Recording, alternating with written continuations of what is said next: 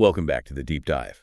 Our job is to take complex stacks of technical sources and distill them into actionable knowledge, giving you, well, a serious shortcut to being well-informed. That's the goal. Today, we were diving deep into a corrosion threat that definitely haunts the hydrocarbon world. Aqueous organic acid corrosion, or AOAC. AOAC, yeah. It's a sneaky one. It really is, often hidden, and it can lead to rapid failure in pretty critical equipment. Absolutely. Our mission today, and this is based on a deep technical document, is to map out exactly how routine crude processing generates these corrosive agents, what equipment is at high risk, and how refinery operators try to fight this silent chemical battle. Okay, let's unpack this. All right. So the foundation of the problem, it lies in the relentless heat used in the refining process itself. Just the heat. Yeah, when crude gets pushed through the furnace, the organic compounds naturally present in the crude, or sometimes even things added to it, they thermally decompose, they break down. And this breaking down creates volatile, low molecular weight organic acids. Critically, they're water soluble. So the process of refining itself creates the weapon, essentially. Precisely. And they become corrosive specifically when they hit the overhead systems of the distillation towers, because that's where the stream cools down enough for water to actually condense. And these acids, well, they prefer to extract right into that water phase. Ah, okay. And the two most, let's say, damaging agents we're generally talking about here are formic acid and acetic acid. Acetic and formic acid, I mean, those sound like common, almost benign chemicals, right? Yeah. But concentrated in a water boot, they become metal eaters. That's right. Let's zero in on the source materials then. You mentioned two distinct origins for these corrosives. What are they? Yeah, we need to look at two primary inputs, really. First, as we sort of introduced, there's crude decomposition. Right. This is the natural breakdown of things like naphthenic acids or other organic compounds that are just in the crude oil already. They broke down into lighter, volatile acids like acetic, formic, propionic, butyric under that furnace temperature. Got it. And the second source is almost worse because it sounds like a self-inflicted wound. The additives. That's right, the oil field additives.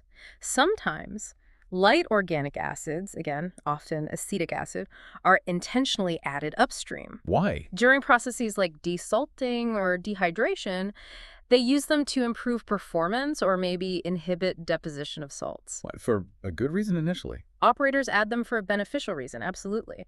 But these light acids, they vaporize and travel right up to the crude tower overhead, along with everything else. Cause problems there instead. Exactly. And what's worse, even high molecular weight additives, things not intended to be acidic, can also thermally decompose into those highly corrosive light organic acids once they hit the high temperatures in the crude unit. Wow, okay. Now, what's fascinating here is the chemistry of the actual damage. These light organic acids, they start dissolved perfectly fine in the hydrocarbon stream, say, in the naphtha. But the instant water condenses, the acids just jump ship. They preferentially move into that water phase. Okay. And this action, it drastically lowers the pH in that condensed water. It's the phase change that really triggers the corrosion. So you end up with this low pH, pretty corrosive cocktail sitting right in your overhead system. You do. However, and this is really a critical synthesis point for you listening, the impact of these organic acids is often completely masked. Masked. Okay, that sounds like the definition of a silent threat. How does a severe corrosion mechanism get hidden? Well, it's hidden by the presence of other, usually stronger and more commonly monitored inorganic acids. Like what? Primarily hydrogen chloride, which everyone knows is HCl, Right. along with hydrogen sulfide, H2S, and carbonic acid. They all contribute to the overall total acid demand in the system. Okay. So if the chloride levels, the HCl levels, are low, operators might assume, okay, we've got a handle on the corrosivity. They could be completely missing the fact that organic acids are also drastically dropping the pH. Huh.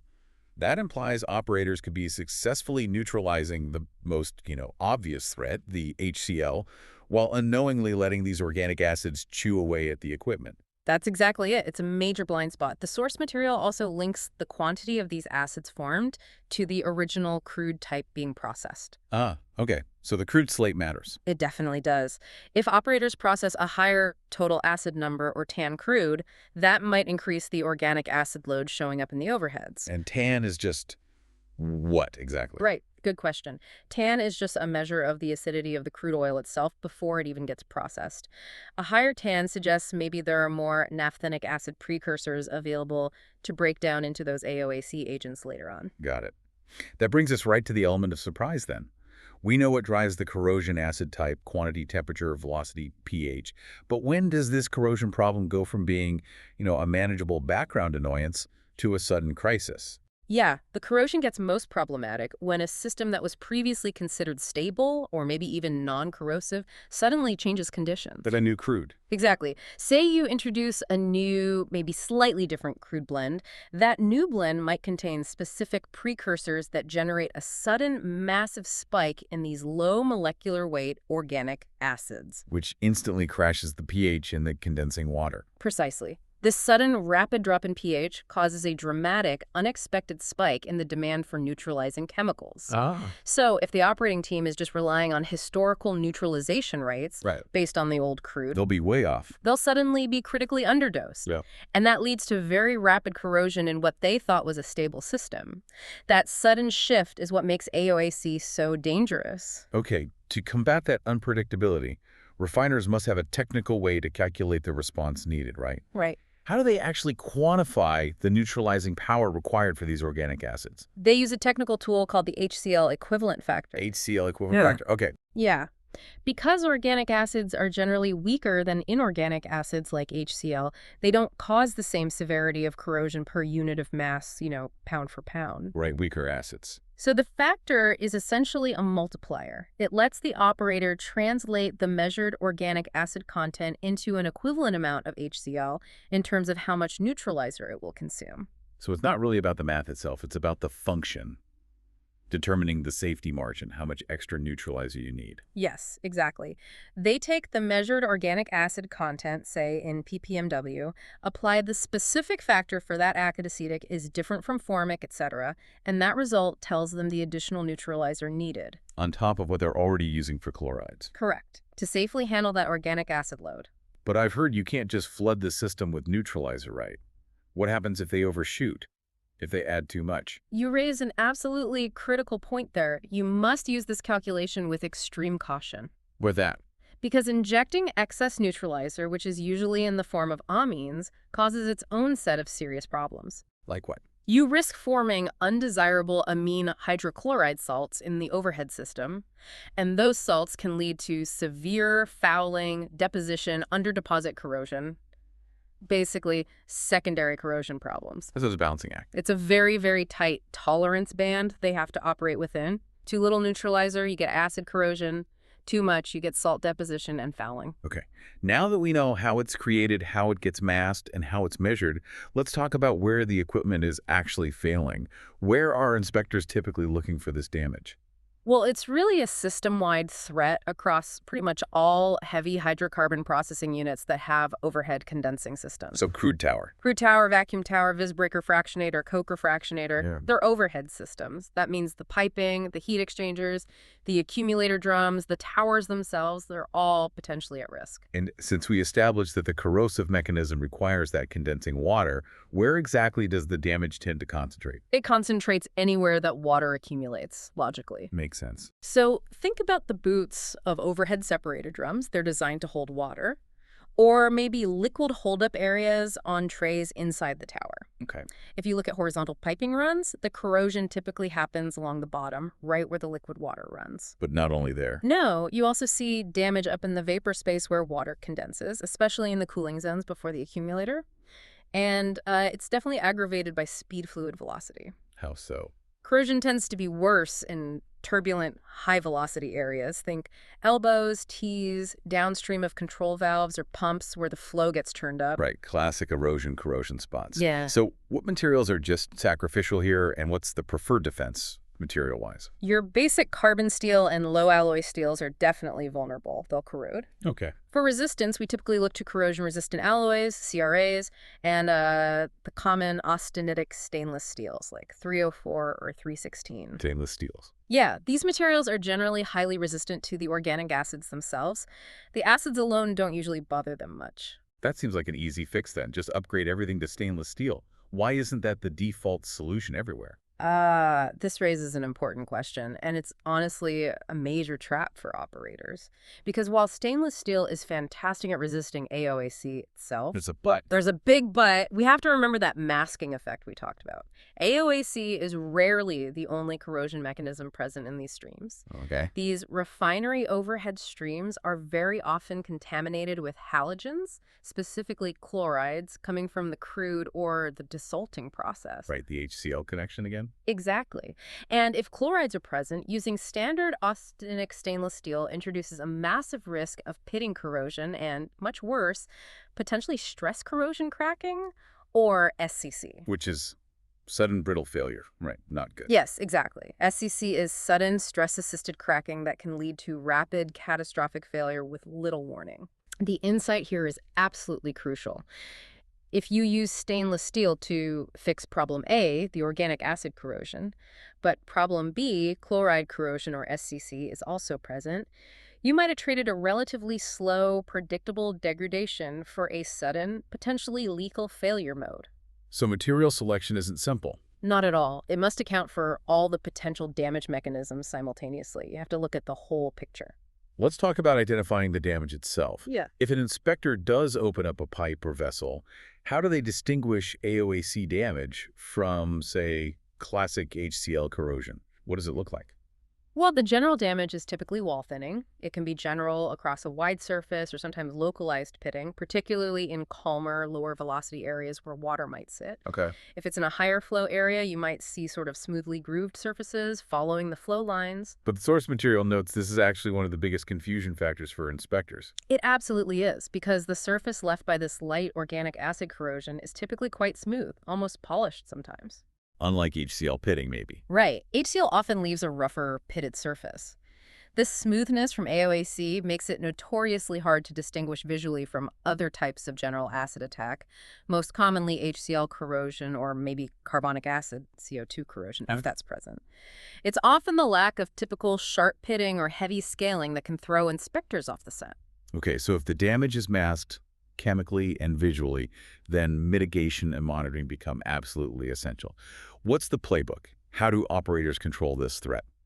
Well, the gold standard mitigation strategy is definitely neutralization. That means the continuous injection of acid-neutralizing additives, usually amines, into the overhead system. Right. However, as we've established, this is a constant fight against fluctuation. It requires continuous adjustments, especially when changing crude blends. It's not set and forget. So proactive monitoring has to be built into the whole process. Absolutely essential. The first step is often monitoring the incoming crude's TAN, the total acid number. As a warning sign. Exactly. An increase in the TAN is the initial guidepost. It tells the operator, hey, anticipate potentially higher overhead acid concentration and maybe increase their neutralizer dosage preemptively. Okay. What about verifying the neutralizing success after a new crude is introduced? How do they check if they got it right? That's where robust water analysis comes in. Operators absolutely must regularly review water samples taken directly from the boot of the overhead separator drum. The collected water. Yes. This water analysis provides the hard data. It tells them how much light organic acid is actually making it into the overhead water phase. That allows them to optimize their future neutralizer additions much more precisely. Makes sense. Any other methods? Less common, but also sometimes used, are filming amines. These form a protective layer or film on the metal surface. Like a barrier. Like a barrier, yeah. Though they're generally considered less effective than direct neutralization for AOAC, and you have to be careful they're compatible, that they don't react negatively with the organic acids themselves, and of course material upgrades are an option. Right, upgrading to CRAs. Upgrading to appropriate CRAs prevents AOAC, but again, selection has to account for all potential damage mechanisms, especially chlorides. Finally, what technical tools do they use to actually assess the physical damage or monitor it ongoing? For metal loss assessment, they rely on pretty standard non-destructive testing tools, NDT. Like UT. Yep, UT, which is ultrasonic testing, for thickness measurements, and RT, radiographic testing, for looking through the pipe wall. They also use some specialized screening tools like guided wave testing, GWT, or EMAT electromagnetic acoustic transducers to check longer lengths of pipe more quickly. And for real-time data. For continuous real-time monitoring, they often install permanently mounted thickness sensors in high-risk locations, or they use corrosion probes and coupons inserted into the process stream. These give more immediate feedback. Especially combined with water analysis. Absolutely. Corrosion probe data alongside water sample analysis is very powerful. And linking back to the ultimate problem, that masked pH crash, how do they monitor for that specifically? Is there a direct way? The focus has to be on direct pH monitoring, specifically where water accumulates. The prime spot is usually the crude tower overhead accumulation drum water boot. Okay. If they find a consistently low pH there, say below 5.5 or 6, and it cannot be adequately explained by the measured chloride levels in that same water, It's the clue. that is the definitive smoking gun. That strongly signals the presence of additional mask acids contributing to the low pH, and it's most likely the organic acids we've been discussing. Interesting. Any other tricks? Well, sometimes they even use tools like infrared thermography Thermography. for corrosion. Indirectly. It can detect specific, sometimes hidden locations inside piping and equipment where liquid water is accumulating due to poor drainage or unexpected condensation. And where there's water, that's where corrosion is most likely to occur. It helps target inspections. This has been an incredibly insightful deep dive. We've clearly established that this aqueous organic acid corrosion, AOAC, it's intimately related to other common issues like HCl corrosion and even naphthenic acid corrosion further upstream. They're all part of the same complex corrosive environment.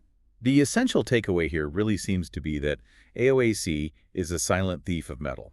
Yeah. It's caused by the breakdown of materials already in the crude or sometimes things intentionally added.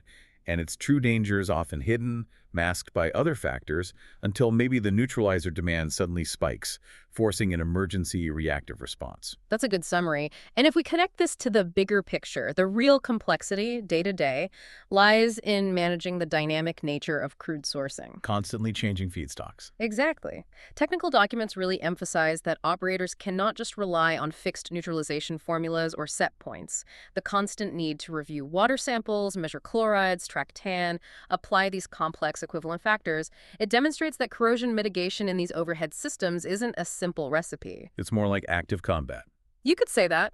It is a continuous analytical battle against fluctuating chemistry. It constantly challenges every assumption they have about how that system should behave. The continuous analytical challenge presented by dynamic crude sourcing, that's what operators are truly up against every single day.